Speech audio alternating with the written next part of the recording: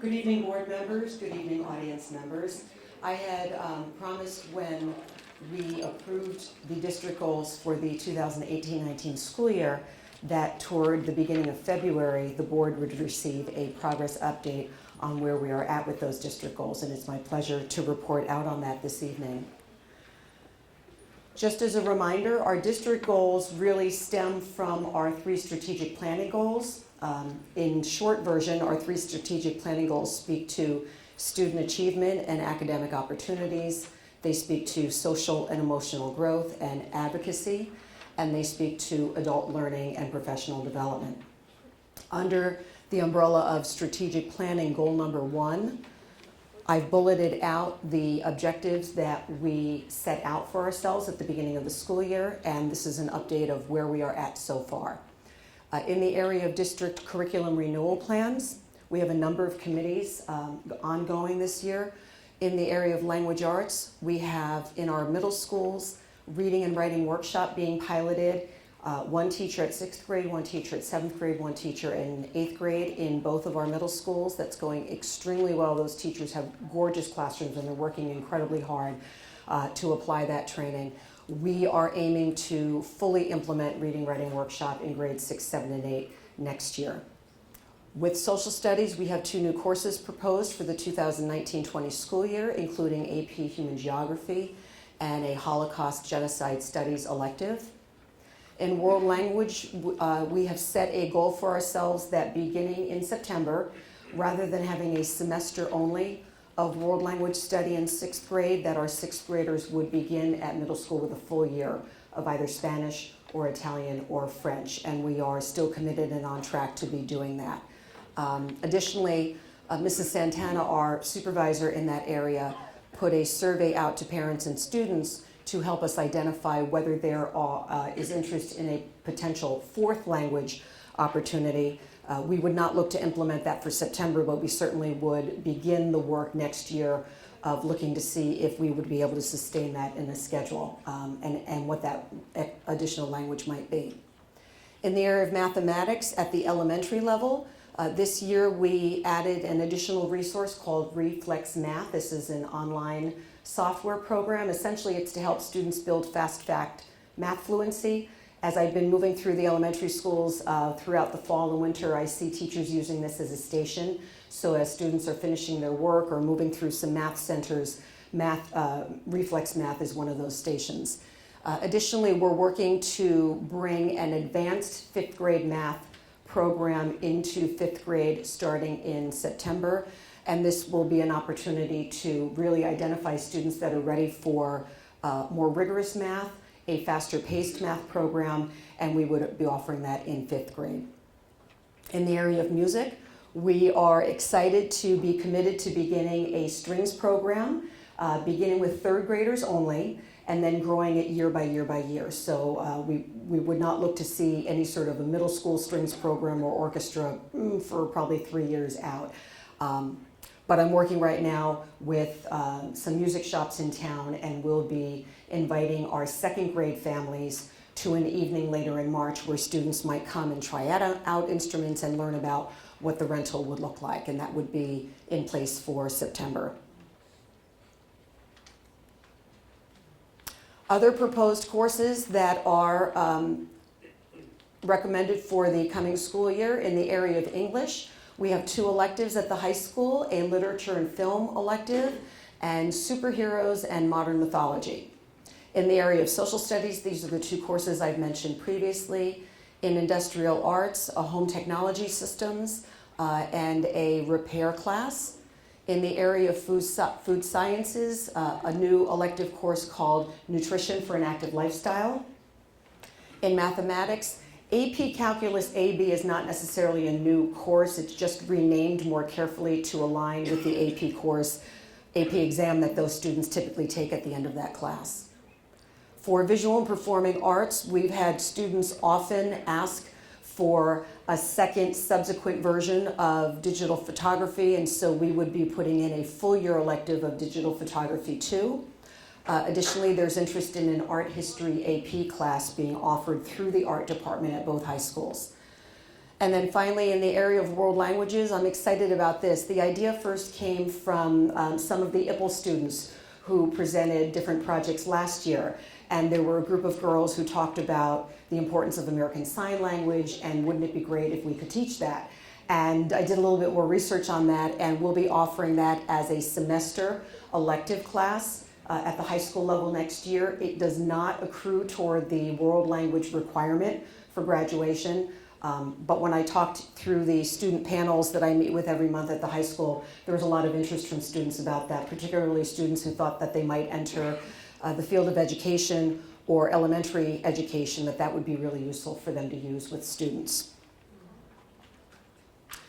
Additionally, still under the goal number 1 about academic opportunities for students, we are exploring some online course opportunities for our high schoolers. Essentially, we would be partnering with a nonprofit organization called Virtual High School. There are a number of high schools like us in New Jersey that use this group.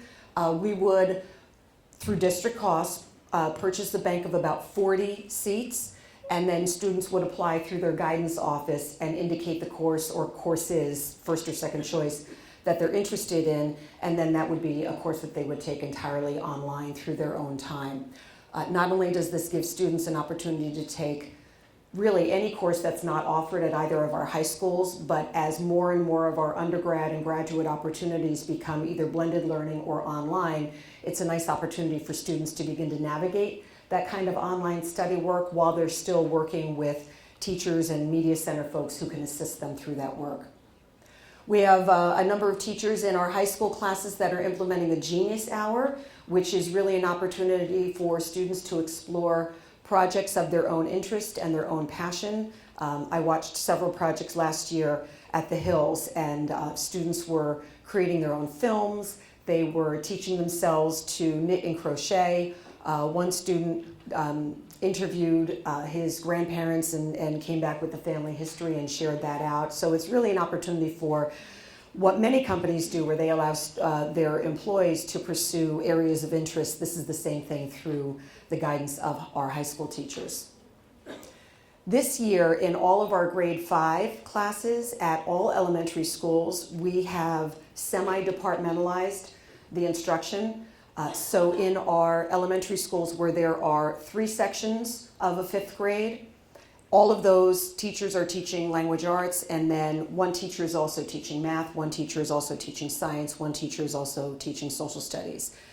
In schools where we have 2 or 4 sections of 5th grade, then the split is math, science, and then language arts, social studies. It's been really effective as I've been moving through the schools.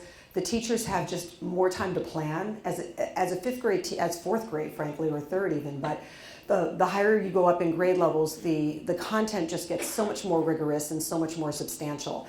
And so being able to split it apart allows our teachers to just plan more thoroughly and to also differentiate a little more easily, because now they're in charge of 2 content areas instead of all 4.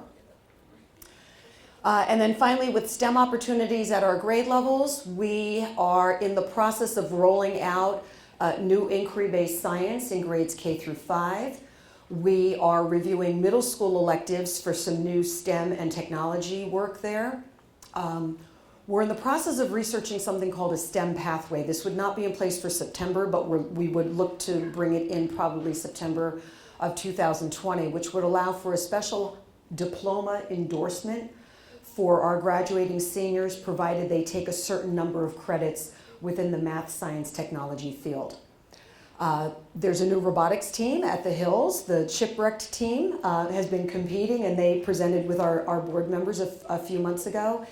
And at the Hills, there's a renewed push to have students in a robotics class. It did not run this year, it ran at Parsippany High School. We're expanding elective offerings at our middle school. Both of our principals surveyed students and teachers to identify course areas they were interested in. And foods for 7th graders is very popular, and so we'll be adding that in.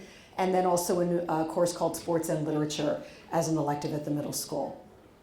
Finally, Dr. Axelrod and I are exploring dual enrollment opportunities through the County College of Morris and other colleges. Essentially, Right now we have a very nice partnership with the county college, but it really requires that our students leave campus and take courses there. A dual enrollment opportunity would allow our students to take a course in our high school or Parsippany Hills High School with a teacher who has been specially approved by the county college and a syllabus that's been approved by the county college for a minimal tuition payment, and without ever leaving our campuses, that student is accruing county college credit for that course. Raritan Valley does something similar in Somerset County, and I just thought that was a really neat opportunity for us. It lets our students, you're not required to leave campus, you don't have to have a car, you don't have to have transportation, and yet you can avail yourself of extra credits and college credits at a significantly reduced cost. We're exploring something very similar for NJIT, and again, that likely will not be in place for this September since the exchange of syllabus it takes a little bit of time for their colleges to look at what we have. Under goal number 2, which speaks to social and emotional support, at the elementary level, we've been researching and our committee selected a program that we will be using to deliver social and emotional growth learning opportunities to our students. The committee reviewed several programs and there was a decision to implement Sanford Learning, which is a free social and emotional lesson package.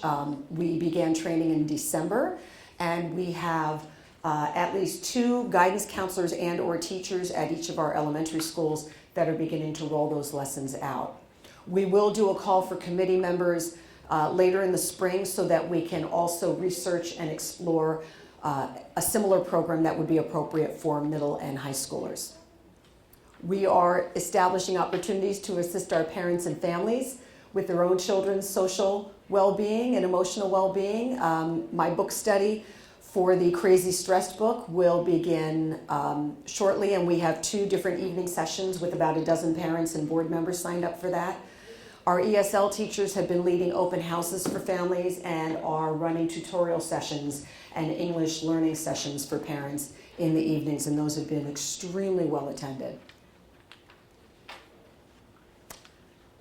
Dr. Mulrooney is working on a crosstown leadership retreat for Saturday, February 23rd between the 2 high schools. He's super excited about this, envisions it as what he calls a church retreat without the religious part of it. So I'm looking forward to that. We've been infusing brain breaks into our elementary classrooms, which is an opportunity for students to move around and take a movement break before they move into their next subject area. Our principals are looking at a 1 book, 1 school opportunity for this summer. This would be where the entire school is encouraged to read 1 book, and then as they return in September, there's the opportunity to engage in discussion about that story. And at the high school, the administrators redesigned freshman orientation with a lot of help from student leaders. So they were providing for small group discussions, stations, and student-led sessions. And I know Dr. Mulrooney really reflected on what he saw as the needs of incoming freshmen and then proactively planned for that as the students were beginning school this year. For goal number 3, which speaks to how we are supporting our adult learners, we've developed a professional learning framework that provides for continuous improvement. Our November 7th in-service day offered a very full menu of opportunities for teachers. We've been working really hard to provide choice for our staff members, so even if there are some training sessions that may be required, we work hard to make sure that that requirement is only for part of the day so that for the other half of the day there is the element of choice there, because I think that we each have our own professional goals and desires, and teachers and educators should be able to select what it is that they want to be working on. We have writing workshop training going on at our elementary levels, and we've been differentiating that by grade level. The SKIP committees at each of our schools are working with principals to identify what really matters most for them, and the principals and each of the school SKIP teams really planned their own January in service, and that was a really neat day. As I moved around through the schools, teachers said that they were really just happy to have quality time to sit and articulate with staff members, plan through lessons, look through some student data. So we didn't run the menu of options in January that we did in November, but I still think it was equally as productive and a quality day. Our new staff academy classes for our newest teachers are differentiated by subject and grade span. We just started a district professional development committee that met for the first time earlier this week. And the goal is really to have that committee of teachers and leaders help us through the planning of future in-service days. So there's an incredible amount of teacher voice as we're making those decisions. And then we're working very hard to tie our professional development back to our curriculum renewal work. So when we talk about writing workshop, that really will lead the way into any sort of curriculum renewal that needs to happen at the elementary level. Our science teachers are receiving training in inquiry-based science. That will result in modifications to the science curriculum. I've already mentioned reflex math, which will work its way in as well. We continue to embrace and build teacher leadership. We've offered workshops on teacher leadership and career paths in school leadership at our various in-service days. I feel very strongly that anytime we have an interview committee for any of our administrative or supervisory positions, that we always include teacher voice on that. One of the items on our board agenda for this evening will be the board's consideration for the hiring of a new supervisor of special education 6 through 12. And we had a number of child study team members and special education teachers on that committee who provided really valuable feedback for me. The administrative internship page of the district website is enhanced, so that has some new information on it. One teacher in our district is currently engaged in that internship program, and the deadline for being considered for 2019-20 is March 30th. Additionally, we look beyond our own Parsippany borders when it comes to professional development. We've been organizing buses to the Saturday reunion at Teachers College in October, and then in March in another 2 or 3 weeks. These are free literacy workshops, and it's an opportunity to really just rub elbows with some of the really great thinkers coming out of not only Teachers College and Columbia University, but the whole Reading Writing Project run by Lucy Hawkins. We established a partnership with the Morris Union Jointure Commission, which really allows us to have some very strong special education support with their experts, and it connects us to very strong professional development.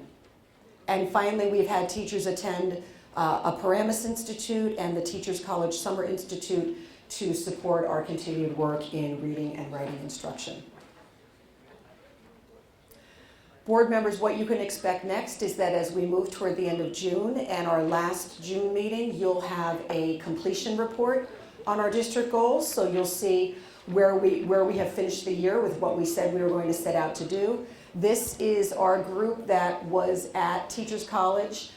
There's our bus group up in the city. So it's a great time for anybody who wants to consider the March trip or any of the other future trips with us. Board members, let me start with you. Is there anything I can assist you with for questions?